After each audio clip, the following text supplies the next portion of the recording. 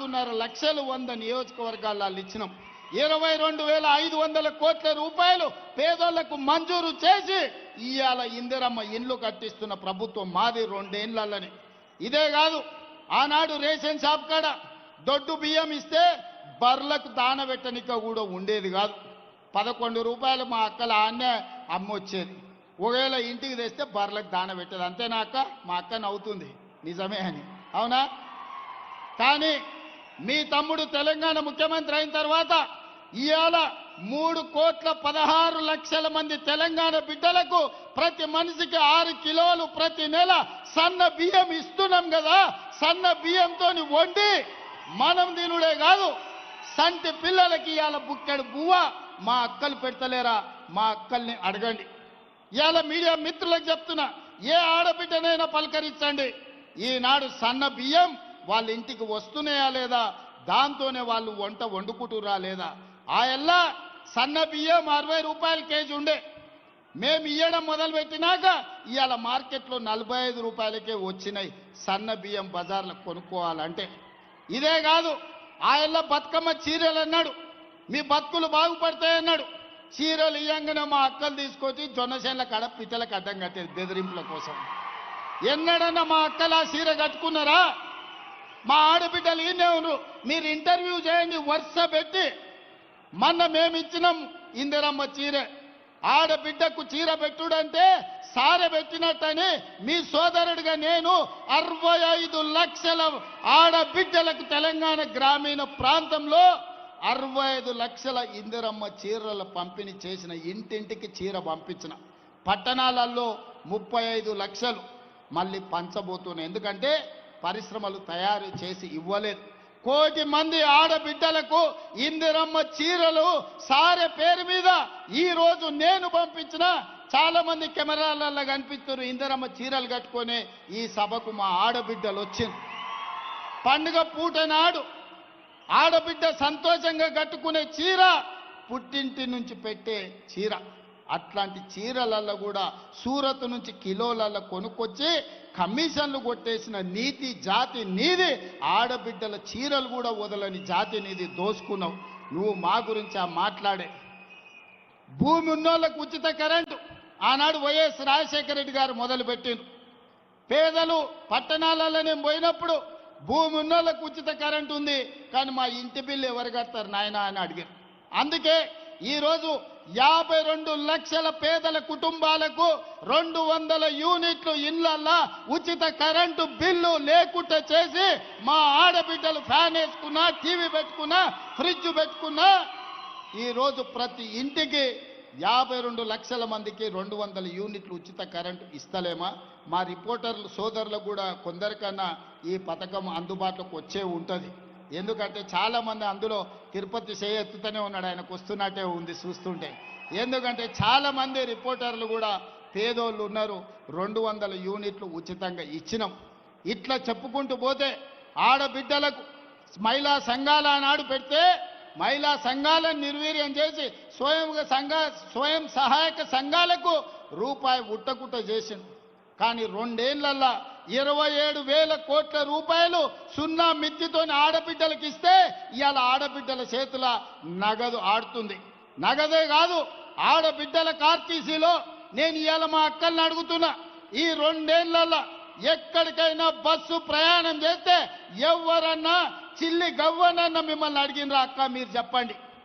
2 ఏళ్ల నుంచి అద్భుతంగా ఆడబిడ్డలకు ఆర్టీసీ బస్సులో ఉచిత ప్రయాణం ఇచ్చి మీరు ఆత్మ గౌరవంతో అమ్మగారి ఇంటికి పోయేటట్టు అమ్మోరిని దర్శించుకోవాలన్నా, జోగులాంబ తల్లిని దర్శించుకోవాలన్నా, మన్నెకొండ వెంకటేశ్వర్ల స్వామిని దర్శించుకోవాలన్నా ఇవాళ మీకు ఉచిత బస్సు ప్రయాణం ఇయ్యలేదా? ఎవరన్నా ఒక్క రూపాయి అడిగినరా? ఎవడన్నా అడిగితే నా ఫోటో జేబులో పెట్టుకొని తీసి చూపిరిగో ఈయన దగ్గర పోయి తెచ్చుకోపోండి కిరాయి పైసలు. ఎవరన్నా ఆడబిడ్డల్ని బస్సు కిరాయి పైసలు అడుగుతా వాళ్ళు ఉద్యోగం ఆన్నే ఊడగొడతా. ఇవాళ ఆర్టీసీ బస్సులో ఉచిత ప్రయాణమే కాదు, ఆడబిడ్డలకు 1000 బస్సులు కొనిచ్చి ఆర్టీసీకే కిరాయికి పెట్టి ఇవాళ 1000 బస్సుల యజమానులను ఆడబిడ్డల్ని చేసినాం.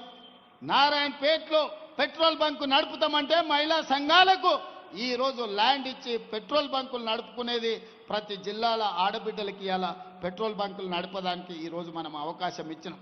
ఒక్కొక్కటిగా విద్యార్థులు కావచ్చు, రైతులు కావచ్చు, మహిళలు కావచ్చు, నిరుద్యోగ యువకులు కావచ్చు, ఇలా ఒకటొకటిగా ఈ సమస్యల్ని పరిష్కరించుకుంటూ వస్తున్నాం. 2 ఏళ్ళు కూడా కాలేదు, శుక్రాచార్యుడు సుబావులు మారీచుడు ఇవాళ బయలుదేరు నువ్వు దిగిపో అని. ఏం మీ అయ్యా జాగిరా లేకపోతే మీ తాతలు ఇచ్చిన ఆస్త? 4 కోట్ల తెలంగాణ ప్రజలు కష్టపడితే నమ్మకంతో విశ్వాసంతో ఆశీర్వదించి అక్కడ కూర్చోబెట్టిను. నీ తాతలు ఇచ్చిన ఆస్తి కాదు నువ్వు అడిగితే చెప్తే దిగిపోవడానికి. మాకు తెలుసు ఎట్లా ఉండాలనో, 10 ఏళ్ళు పరిపాలన ఎట్లా చెయ్యాలనో, ప్రజా సమస్యలను ఎట్లా పరిష్కరించాలనో మాకు తెలుసు. మా జిల్లా అంటే నీకు చిన్న చూపు ఉండొచ్చు, ఎందుకంటే ఎక్కడి నుంచో వలసొస్తే కడుపులో పెట్టుకొని చూసుకొని భుజాల మీద మోసి పార్లమెంటుకు నిన్ను పంపిస్తే, పాలమూరులో ఊరు లేకపోయినా పార్లమెంటులో నోరెత్తకపోయినా మేము నిన్ను చిన్న మాట పల్లెత్తు మాట అనలేదు. కాబట్టి పాలమూరు వాళ్ళంటే నీకు చిన్న చూపు ఉండొచ్చు, కానీ అది మా మంచితనం, మా చేతగాని తనం కాదు. మాకు తెలుసు ఒకవేళ మా చేతగాని తనం అని ఎవడైనా మమ్మల్ని చిన్న చూపు చూస్తే మా పాలమూరు పౌరుషం ఏందో కర్రు గాల్చి ఎక్కడ వాత పెట్టాలనో మాకందరికీ తెలుసు. అందుకే ఇవాళ ఒక్క మాట సూటిగా ఈ వేదిక మీద నుంచి చెప్పదలుచుకున్నా. నువ్వు పడావ పెట్టిన ప్రాజెక్టులు, నువ్వు బడికి నిధులు ఇవ్వకపోవడాన్ని ఇవాళ సమస్యల్ని పరిష్కరించి ముందుకు వెళ్తున్నాం. నచ్చితే వచ్చి ఆశీర్వదించు, నచ్చకపోతే నీ ఫామ్ హౌస్లో నువ్వు విశ్రాంతి తీసుకో, అంతే తప్ప మారు వేషాలలో మారీచులను పంపితే ఇక్కడ చూస్తూ ఊరుకునేవాడు ఎవడు లేడు. అందుకే మిత్రులారా, ప్రతి 2-3 నెలలకు వస్తూనే ఉంటా. ఎమ్మెల్యేలు అందరికీ, మా ఎంపీలు అందరికీ కూడా ఇంతకుముందే పెద్దల అరుణమ్మ గారు చెప్పినారు, ఎన్నికలప్పుడు నా ఓటమికి మా అందరూ ప్రయత్నం చేసిండ్రని. నేనేం దాపరికం లేదు, నేను నిలబడితే కూడా అన్ని మీటింగులు చేయను, అంతకంటే ఎక్కువ మీటింగులు మహబూబ్నగర్ ఎంపీ కోసం, వంశీచంద్రెడ్డిని గెలిపించడం కోసం తిరిగిన. ఒకవేళ నేనే నిలబడితే 4 మీటింగులు చేస్తోని, కానీ వంశీచంద్రెడ్డిని గెలిపించాలి, మా అరుణమ్మను ఓడగొట్టాలని 14 మీటింగులు పెట్టిన మహబూబ్నగర్ పార్లమెంట్లో. కానీ ప్రజలు వారిని ఆశీర్వదించారు, గెలిపించారు. ఎన్నికలు అయిపోయినాయి. ఎన్నికల తర్వాత రాజకీయాలు లేవు, కుట్రలు కుతంత్రాలు లేవు. ఈ దేశానికి ప్రధానమంత్రి నరేంద్ర మోడీ, మహబూబ్నగర్కు పార్లమెంట్ సభ్యులు డీకే అరుణమ్మ, తెలంగాణ రాష్ట్ర ప్రభుత్వంలో మేమున్నాం, కేంద్ర ప్రభుత్వంలో వాళ్ళు ఉన్నారు. ఇచ్చి పుచ్చుకునే ధోరణితో సమస్యల పరిష్కారం కోసం, సమస్యల్ని పరిష్కరించి పాలమూరు అభివృద్ధి కోసం కలిసిమెలిసి ముందుకు వెళ్తాం తప్ప ఈనాడు మేము చిల్లర రాజకీయాల కోసం, లేకపోతే ఈ ప్రాంత అభివృద్ధిని అడ్డుకునే సమస్యనే లేదు. అందుకే మిత్రులారా, ఇది గిట్టని వాళ్ళు కొంతమంది ఉంటారు, అంటుంటారు రేవంత్ రెడ్డి వైపు పదే మోడీని కలుస్తారని. కలవకపోతే ఏం చేస్తామే? అనుమతులు రావాలి, నిధులు తేవాలి అంటే ఇచ్చే వాళ్ళని కలవాలనా లేదా? ఇవాళ మీరు ఇందిరమ్మ ఇల్లు కావాలంటే స్థానిక ఎమ్మెల్యేని కలుస్తలేరా? మీ వార్డులో పనుంటే వార్డు మెంబర్ను, సర్పంచ్ను కలుస్తలేరా? ఈరోజు గ్రామంలో ఏదైనా అభివృద్ధి జరగాలంటే సర్పంచ్ ఎంత కీలకమో, ఈ దేశంలో ఏ రాష్ట్రమైన అభివృద్ధి జరగాలంటే ప్రధానమంత్రి గారు కూడా అంతే కీలకం. దేశ ప్రధానమంత్రిగా వారిని గౌరవిస్తాం, మన రాష్ట్రానికి రావాల్సిన నిధులు, అనుమతులను తెచ్చుకుంటాం. ఎన్నికలు వచ్చినప్పుడు ఆనాడు మహబూబ్నగర్ పార్లమెంట్లో ఏ వాతావరణం ఉండేనో మళ్ళీ ఎన్నికల్లో పోటీ పడతాం, కాంగ్రెస్ పార్టీని గెలిపించుకోవడానికి ప్రయత్నం చేస్తాం. ఎన్నికల్లో కాంప్రమైజ్ అయ్యేది లేదు, అభివృద్ధిలో కూడా కాంప్రమైజ్ అయ్యేది లేదు. నాకు వాళ్ళు శత్రువులు వీళ్ళు శత్రువులు అని మాట్లాడుతుంటారు. నాకెవ్వరు శత్రువులు లేరు. శత్రువు అనుకున్నోని 2023లో బండకేసి కొట్టినా, 2024లో పార్లమెంటులో గుండు సున్నా ఇప్పించినా, మల్కాజ్గిరిలో ఉన్న కంటోన్మెంట్ ఎమ్మెల్యే వాళ్ళ ఎమ్మెల్యే చనిపోయినా గెలిపించుకున్నా, నిన్నగాక మొన్న జూబ్లీ హిల్స్లో గెలిపించుకున్న సర్పంచ్ ఎన్నికల్లో 66%తో ఈరోజు గెలిచిన. ఆయన నడమీరికి ఫామ్ హౌజులు ఉంటే ఆయనను శత్రువు అని నేనెందుకు అనుకుంటా? ఆయన లేచి చక్కగా నిలబడ్డప్పుడు కదా నేను మాట్లాడేది.